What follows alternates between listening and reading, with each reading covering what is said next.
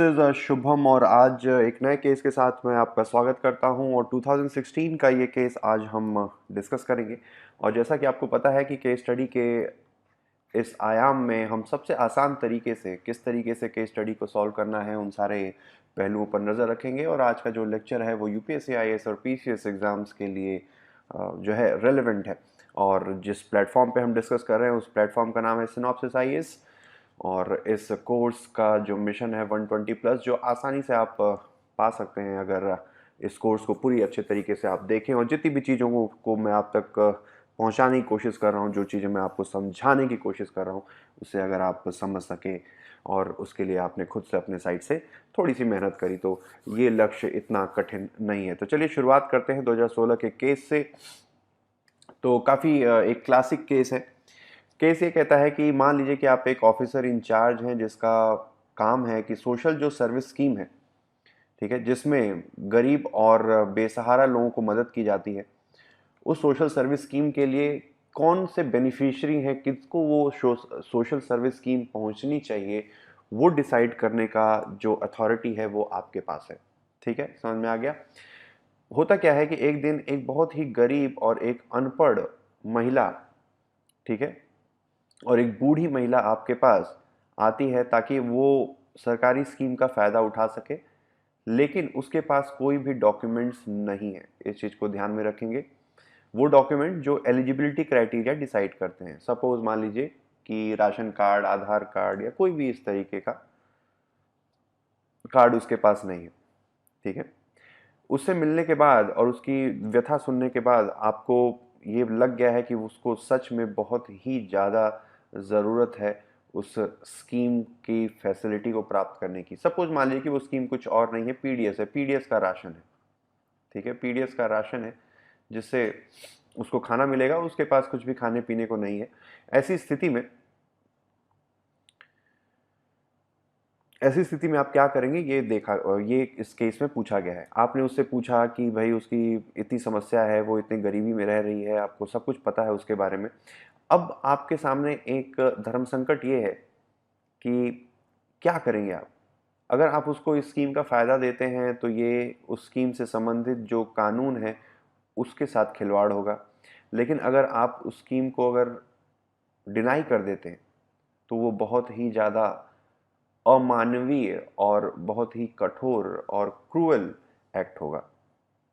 ठीक है, तो ये पूछा गया है, ये पूरी सिचुएशन दी गई है और सवाल ये पूछ रहा है कि आप कौन सा रैशनल तरीका अपनाएंगे ताकि इस धर्म संकट से आप खुद को निकाल सकें, और इसके पीछे आपको रीज़न देना है। ठीक है, तो समझ में आ गया केस क्या है। कि मान लीजिए कि एक आप पीडीएस अधिकारी हैं, पब्लिक डिस्ट्रीब्यूशन स्कीम, उसमें राशन गरीबों को आवंटित किया जाता है। लेकिन एक गरीब महिला एक दिन आपके पास आती है जिसके पास वो डॉक्यूमेंट्स नहीं है। ठीक है, उसकी सिचुएशन सच में बहुत ख़राब है, उसे उस स्कीम के से मिलने वाले राशन की बहुत ही ज़्यादा ज़रूरत है, लेकिन उसके पास डॉक्यूमेंट नहीं है। अगर आप डॉक्यूमेंट के बिना अगर उसको पीडीएस स्कीम पहुंचाते हैं तो ये कानून के साथ खिलवाड़ होगा, अगर आप नहीं पहुंचाते हैं तो ये अमानवीय होगा। इस सिचुएशन को आपको कैसे डील करना है ये इस केस में पूछा है। बहुत ही इंपॉर्टेंट केस है दोस्तों, और आने वाले समय में भी ये केस आगे भी पूछा जाता रहेगा। ठीक है, तो चलिए अप्रोच देख लेते हैं। तो अप्रोच क्या होगा इस केस को सॉल्व करने का। तो सबसे पहले हम स्टेक होल्डर्स आइडेंटिफाई करेंगे। जैसा कि मैंने बताया कि ये सिचुएशन बेस्ड केस है। सिचुएशन बेस्ड केस में सबसे पहला काम करते हैं हम स्टेक होल्डर्स को आइडेंटिफाई करते हैं। फिर दूसरा काम है कि हम समस्या जो है उसको समझाते हैं, प्रॉब्लम को समझाते हैं। फिर तीसरा है हम एथिकल डिलेमा एक्सप्लेन करेंगे। ठीक है, एथिकल डिलेमा क्या है, प्रॉब्लम जो हम एक्सप्लेन करना है उसमें हमें बेसिकली इस केस का जिस्ट लिखना है। ठीक है, समरी, ठीक है, क्रक्स जिसको कहते हैं। फिर एथिकल डिलेमा जो आपके सामने है वो सारी चीज़ें लिखेंगे। एथिकल डिलेमा कह लीजिए या आप एथिकल इश्यूज लिख लीजिए या एथिकल पॉइंट लिख लीजिए, कुछ भी, कोई भी पॉइंट, कोई भी आप हेडिंग दे सकते हैं। फिर आपके पास ऑप्शंस क्या हैं, उनके मेरिट और डिमेरिट आपको ब्रीफली लिखने हैं। फिर आपने कौन सा ऑप्शन चूज़ किया उसको लिखना है, उसको जस्टिफाई करना है। ठीक है, फिर क्या रैशनल तरीका होगा इस प्रॉब्लम को, इस समस्या से निदान प्राप्त करने का, वो हमें लिखना है और उसका एक्सप्लेनेशन और जस्टिफिकेशन भी देना है और लास्ट में हमें कंक्लूड करना है। ठीक है, तो ये होगा हमारा टोटल ब्रेकअप इस केस को सॉल्व करने का। ठीक है, लोग गलती क्या करते हैं कि सीधे इस वाले पॉइंट पर आ जाते हैं। अब सीधे अगर आप इस वाले पॉइंट पे आ जाएंगे तो मैक्सिमम आप कितना लिखेंगे, एक पेज में आपका पूरा केस खत्म हो जाएगा। ठीक है, एक पेज में आपका पूरा केस खत्म हो जाएगा, फिर आगे क्या करेंगे, तो ये समस्या आ जाती है। ये स्टूडेंट अक्सर गलती करते हैं। एक स्ट्रक्चर होना चाहिए, मैं बार बार केस को कहता हूँ कि केस सॉल्व करने से ज़्यादा बेहतर है, ठीक है, स्ट्रक्चर बनाना। लोग स्टूडेंट क्या गलती करते हैं, एक बार फिर से मैं बता देता हूँ। पहला तो नो स्ट्रक्चरिंग, ठीक है, पहले स्ट्रक्चरिंग नहीं करते, फिर try to give very innovative solution. ये सब नहीं करना है। ठीक है, आपको बेसिकली इस केस में पूछा गया आप करेंगे या नहीं करेंगे। ठीक है, आप उसको बिना डॉक्यूमेंट के उसको पीडीएफ देंगे या नहीं देंगे, और दोनों में से जो भी ऑप्शन आप चूज करेंगे उसको आपको जस्टिफाई करना है। Getting it? चलिए, इतना हो गया। मैंने एक चीज पिछले केस में भी कही थी कि जब भी आपको कोई केस मिलेगा तो सबसे पहला काम करना है कि आपको ये डिसाइड कर लेना है उसी समय कि विच एक्शन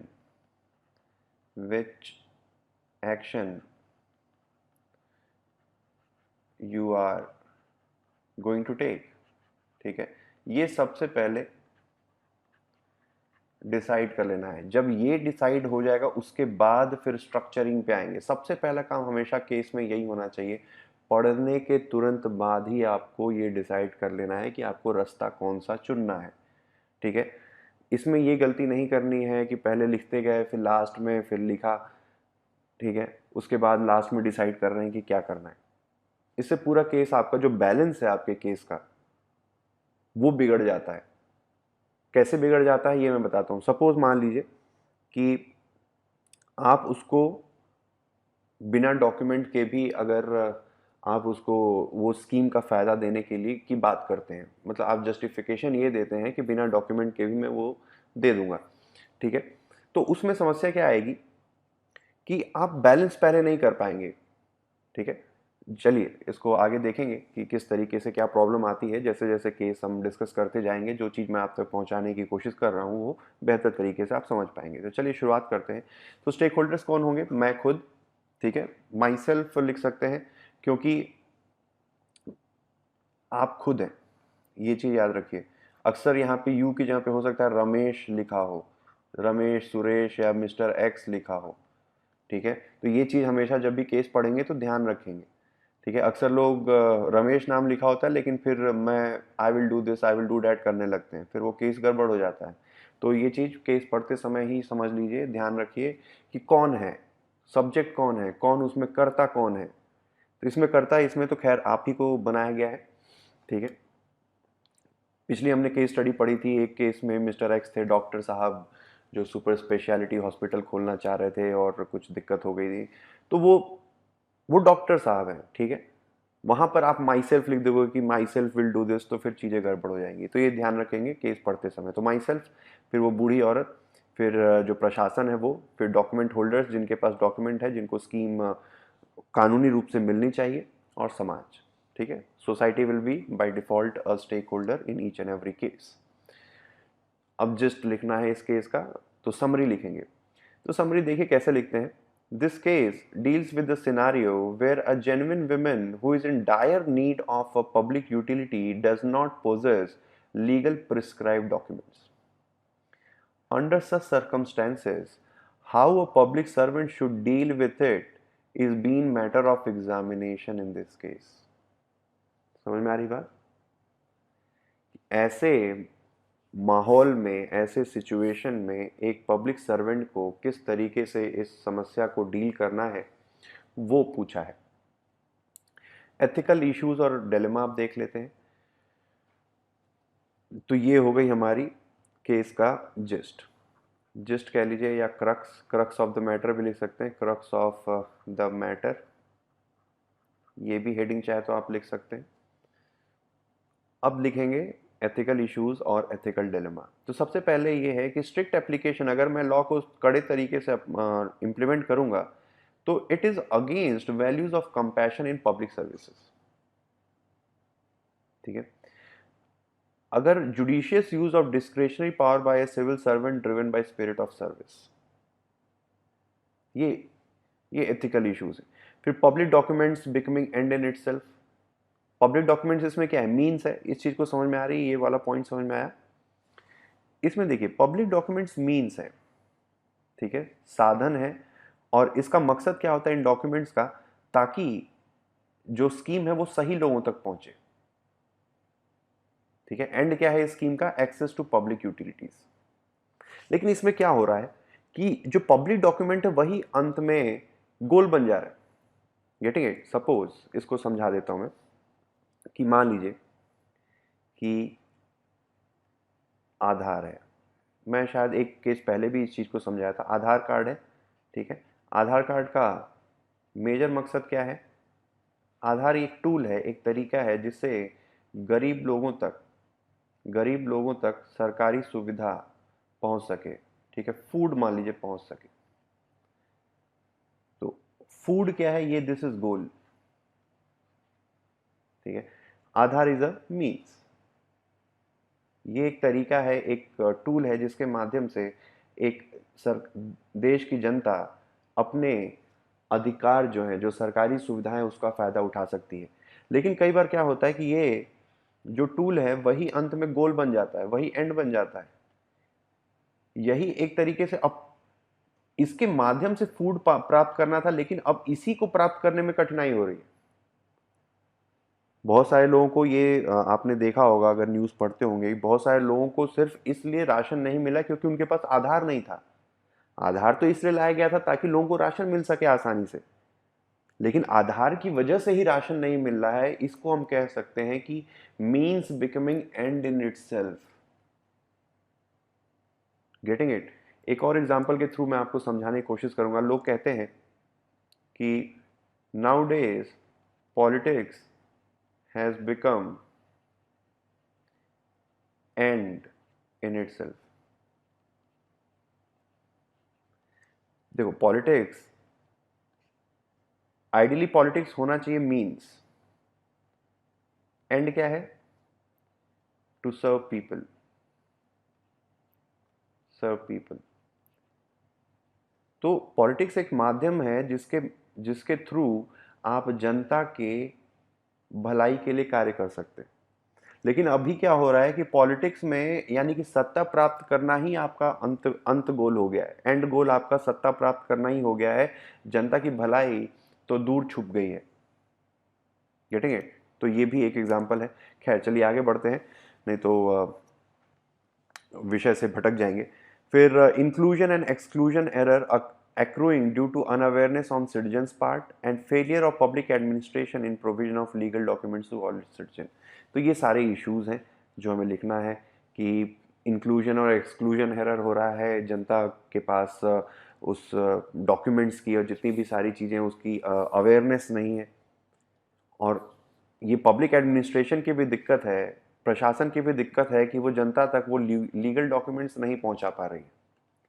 जनता तो अशिक्षित है ही, जनता तो नादान है ही, उसके साथ साथ ये प्रशासन का भी फेलियर है कि वो जनता तक वो डॉक्यूमेंट्स नहीं पहुंचा पा रही, उनको एनरोल नहीं करा पा रही, जिन डॉक्यूमेंट के माध्यम से उनको सरकारी स्कीम्स का फायदा हो सकता है।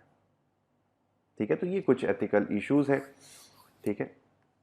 चलिए अब एक्सप्लेन ऑप्शन जो मैं चूज करूंगा और उसको जस्टिफाई करना है, तो मैं सीधे सीधे लिख दूंगा, I will adopt more flexible approach and allow old women to access public utility scheme. मैं एक फ्लेक्सिबल अप्रोच अपनाऊंगा और बूढ़ी औरत को पब्लिक यूटिलिटी स्कीम प्राप्त करने में मदद करूंगा, यानी कि बिना डॉक्यूमेंट के भी वो स्कीम उस तक पहुंचा दूंगा। ठीक है। तो जस्टिफिकेशन क्या होगा, तो जस्टिफिकेशन इस तरीके से लिखेंगे, considering country like India marred with illiteracy and limitation of administrative reach due to geographical span, denial of public services to poor and destitute frustrate the cause of public services. Under such circumstances, a honest and upright civil servant is expected to use his wisdom driven by altruistic faith and sense of duty towards citizens. Moreover, when a life of person is at stake, rules and procedures has to give way for protecting life and health of an individual. समझ आई बात?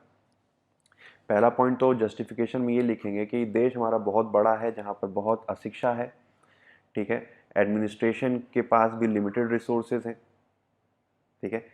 इस वजह से अगर हम किसी बूढ़े आदमी को या किसी गरीब आदमी को पब्लिक सर्विसेज से वंचित कर दें तो फिर पब्लिक सर्विसेज का मतलब ही क्या रह जाएगा। ऐसे माहौल में एक ईमानदार और एक अच्छे सिविल सर्वेंट से ये अपेक्षा की जाती है कि वो अपने बुद्धि का इस्तेमाल करते हुए परोपकार की भावना, अल्ट्रुइस्टिक फेथ मतलब सेल्फलेस ड्यूटी, परोपकार की भावना के साथ अपना फ़ायदा, अपना निजी हित न देखते हुए जनता के हित के को ध्यान में रखते हुए वो जनता के भले के लिए फैसला ले, ठीक है। तो ये 2 पॉइंट हो गए। पहला पॉइंट तो ये हो गया देश बहुत बड़ा है और कई बार अशिक्षा और ये सब की वजह से भी है। दूसरा ये है कि ऐसे माहौल में एक सिविल सर्वेंट को विजडम का इस्तेमाल करना चाहिए। तीसरा जस्टिफिकेशन ये है कि अगर किसी की लाइफ अगर स्टेक पे है, जैसे यहाँ पे बूढ़ी औरत है, उसके पास खाने को नहीं है, किसी की लाइफ अगर स्टेक पर है, तो ऐसे मामले में प्रोसीजर से ज़्यादा हमें उसकी ज़िंदगी बचाने पर ध्यान केंद्रित करना चाहिए। Getting it? तो ये है, ये 3 हम जस्टिफिकेशन देंगे। फिर रैशनल तरीका क्या होगा इस पूरे मसले से निपटने का और उसका एक्सप्लेनेशन क्या होगा वो मैं बताता हूँ। तो ये होगा कि I will allow provisional access to social service scheme to the old women considering contingency of the situation. Provisional access, ऐसा नहीं है कि हमेशा के दे दिया, अब जब भी आएगी उसको राशन मिल जाएगा, ठीक है। फिलहाल के लिए उसको मैं राशन उपलब्ध करा दूंगा, फिलहाल के लिए। अब चूंकि राशन शब्द नहीं है तो सोशल सर्विस स्कीम शब्द है, तो मीनवाइल उसको मैं ये दे दूंगा और उसी के साथ साथ मैं उसकी मदद भी करूंगा ताकि वो अपना डॉक्यूमेंट्स प्राप्त कर ले, ठीक है। वो आज आई राशन के लिए तो आज के दिन के लिए तो मैं दे दूंगा, लेकिन मैं उसकी पूरी कोशिश करूंगा कि वो डॉक्यूमेंट्स उसके बन जाए, ठीक है। एक और चीज़ है कि चूंकि मैंने, देखिए यहाँ पर आपने लॉ ब्रेक किया है, ठीक है, आपने रूल ब्रेक किया है। तो जब भी याद रखिए केस स्टडी में जब भी आप रूल ब्रेक करेंगे तो कुछ चीज़ें आपको करनी होती हैं। पहला काम तो आपको ये करना होता है कि आपको अपनी सुपीरियर अथॉरिटीज़ को बताना होता है कि आपने ये फैसला लिया है, बताना होता है, उनसे परमिशन नहीं लेनी है। Getting it? यहाँ पे आप नहीं लिखेंगे, आप ये ऐसा नहीं लिखेंगे कि आप पहले सुपीरियर से पूछेंगे फिर उसके बाद आप जो वो कहेंगे वो फैसला लेंगे। अरे सब केस में आप हैं, आपको डिसाइड करना है कि आप क्या करेंगे। उसमें आप ऐसा नहीं कह सकते कि मैं अपने सीनियर से पूछूंगा फिर सीनियर अगर कहेंगे तो ऐसा करूंगा, ठीक है। ये नहीं पूछा है केस में, बेसिकली आपसे ये पूछा गया है कि ऐसे सिचुएशन के साथ आप कैसे डील करेंगे। तो इसका मतलब ये है कि आपको फैसला लेना है और उस फैसले से आपको भले ही अपने सुपीरियर को अवगत कराना ज़रूरी होता है, क्योंकि कल को बात अगर सामने आएगी तो कोई तो होना चाहिए जो आपको बचा सके। और इससे एक और चीज़ हो सकती है, देखिए कुछ फ़ायदे क्या होते हैं सीनियर को अपने बताने के। सबसे पहले ये है कि सेफ़ रहता है इंसान, एक जूनियर है तो सेफ़ रहेगा, कल को बात उभरेगी तो सीनियर उसका बचाव करेगा कि, ठीक है। फिर दूसरी चीज़ होती है ऑर्गेनाइजेशनल डिसिप्लिन।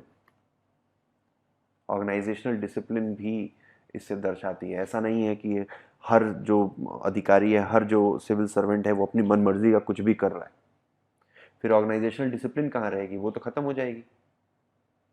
इसलिए अगर आप कुछ भी अगर नियमों में बदलाव कर रहे हैं अपने एंड से तो अपने सुपीरियर को ज़रूर बतलाएंगे, जिससे ऑर्गेनाइजेशनल डिसिप्लिन जो एक वैल्यू है किसी भी ऑर्गेनाइजेशन की, अनुशासन, उसकी रक्षा की जा सके, ठीक है। फिर क्या करेंगे कि you will document entire case और उसको सचिवालय लेवल तक भेजेंगे ताकि सुटेबल गाइडलाइंस बनाई जा सके ऐसे सिचुएशन के साथ डील करने के लिए। उसके साथ साथ मैं उनको ग्रास रूट लेवल सिचुएशन भी समझाऊंगा और मैं उनसे रिक्वेस्ट करूंगा कि जो डॉक्यूमेंट्स इशू करने का प्रोसेस है उस प्रोसेस में तेज़ी लाई जा सके। Getting it? देखिए, मैंने पिछले वाले केस में भी बताया था कि हमेशा लॉन्ग टर्म एक पर्सपेक्टिव सोचना इंपॉर्टेंट है। लॉन्ग टर्म में आप किस तरीके से उसका सोल्यूशन दे रहे हैं, दैट इज वेरी इंपॉर्टेंट। तो लॉन्ग टर्म सोल्यूशन यहाँ पर देने के लिए आप पूरे मामले को सचिवालय लेवल तक भेजेंगे, ताकि एक गाइडलाइन इशू हो सके देश के सारे सिविल सर्वेंट्स के पास। जो भी इस स्कीम से संबंधित सिविल सर्वेंट है, उनके पास गाइडलाइन हो कि भाई देखिए, अगर ऐसे सूरत हाल में अगर कोई गरीब और दुखियारा आदमी आता है जिसके पास कोई ऐसी ऐसी समस्या है, तो आप उस मसले को किस तरीके से हैंडल करेंगे, उसके लिए गाइडलाइन होनी चाहिए। ताकि अगर किसी दूसरे डिस्ट्रिक्ट में, किसी दूसरे स्टेट में ऐसी समस्या किसी दूसरे सिविल सर्वेंट के साथ आए, तो वो भी इस सिचुएशन को आसानी से, आराम से हैंडल कर सके, बिना डरे, बिना पैनिक किए।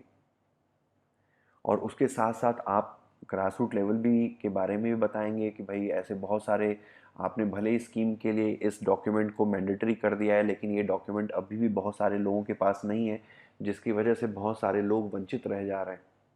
तो हमें डॉक्यूमेंट बनाने वाला जो प्रोसेस है उसको और तेज करना पड़ेगा और उसे विशाल करना पड़ेगा, ताकि जन जन तक पहुंच सके। समझ में आ रही बात? तो ये हो गया long term solution, this is long term solution. इससे ये दर्शाता है कि आप विजनरी सिविल सर्वेंट हैं। आप केस टू केस नहीं देखते हैं चीज़ों को, आप बिग पिक्चर देखते हैं। ठीक है? तब ऐसा करके मैं उस बूढ़ी औरत की मदद कर पाऊंगा, और उसके साथ साथ एडमिनिस्ट्रेशन के सुधार में भी मदद कर पाऊंगा। इससे पब्लिक सर्विसेज और ज़्यादा समावेशित यानी इंक्लूसिव होगी, और ज़्यादा आसान होगी जेन्युइन स्टेक होल्डर्स के लिए। ठीक है? तो इस तरीके से केस को आप हैंडल करेंगे।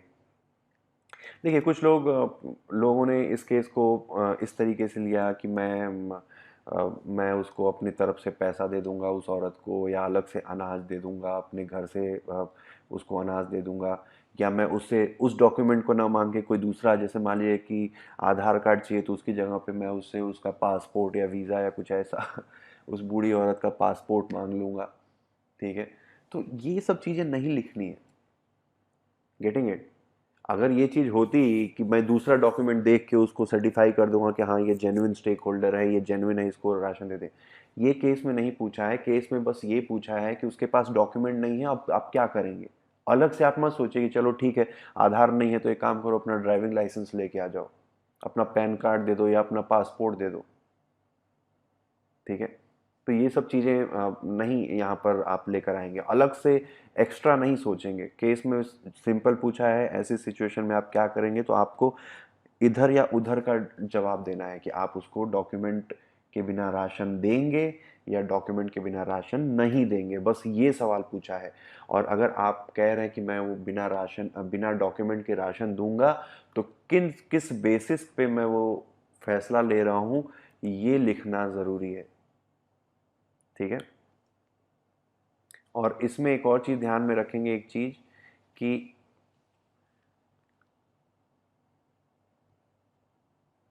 इसमें ये नहीं पूछा कि what are the options available to you. ठीक है? ऐसा नहीं लिखेंगे कि मैं उसको डॉक्यूमेंट के बिना राशन नहीं दूंगा, फिर उसके मेरिट और डिमेरिट लिखूंगा, फिर उसके बाद मैं उसको राशन दे दूंगा, फिर उसके मेरिट और डिमेरिट लिखूंगा। इस तरीके से नहीं करना है। इसमें ये नहीं पूछा कि what are the options available to you. इसमें सीधे ये पूछा है कि किस रैशनल तरीके से आप इस डिलेमा को सॉल्व करेंगे, और उसके पीछे आपको जस्टिफिकेशन देना है। Getting it? तो इस तरीके से हम केस को पूरा सॉल्व करेंगे। और कंक्लूजन देख लेते हैं, सिंपल होगा। Under such critical scenario, a public servant can use his wisdom and act on the basis of human values. However, at the same time, tweaking of administrative rules should be an exception and it should not become a norm. ठीक है? ऐसा ना हो कि आदतन आप कानून को तोड़ना नहीं शुरू कर देंगे। ये बहुत ही एक्सेप्शनल सिचुएशन में ही आप कानून को तोड़ेंगे। अब मैं कुछ चीजें बता देता हूं कि conditions under which a civil servant can break law। वो कौन सी कंडीशन है जिसके अंतर्गत आप एक सिविल सर्वेंट कानून को तोड़ सकता है या रूल्स को तोड़ मरोड़ सकता है। पहला तो ये है कि very important, when life of a person is at stake, ठीक है। दूसरा, when person is person belong to weaker section of society, ठीक है। ये दो बहुत इंपॉर्टेंट कंडीशंस हैं। अगर ये दोनों इंपॉर्टेंट अगर कंडीशंस केस में लिखी हुई हैं, उसी बेसिस पे आप ये करेंगे, ये फैसला लेंगे, ठीक है। तो चलिए, ये था आज का केस। होप आपको ये लेक्चर समझ में आया होगा और जो मैं चीज़ आप तक पहुंचाने की कोशिश कर रहा हूँ वो भी आपको समझ में आई होगी। तो synopsisis.in की वेबसाइट पर जाकर आप जीएस पेपर 4 का कोर्स सब्सक्राइब कर सकते हैं। बहुत ही रीज़नेबल रेट पे है। इससे आपको सारे वीडियोस प्लस सारी पीडीएफ आपको हिंदी और इंग्लिश में मिल जाएगी, ठीक है। तो ये ज़रूर करिएगा। उसके अलावा सिनॉप्सिस आईएएस का हमारा यूट्यूब चैनल भी है, उसको सब्सक्राइब करना ना भूलिए ताकि इंपॉर्टेंट लेक्चर्स की नोटिफिकेशन आपको समय समय पे मिलती रहे। तो this was all, have a nice day, all the best, thank you.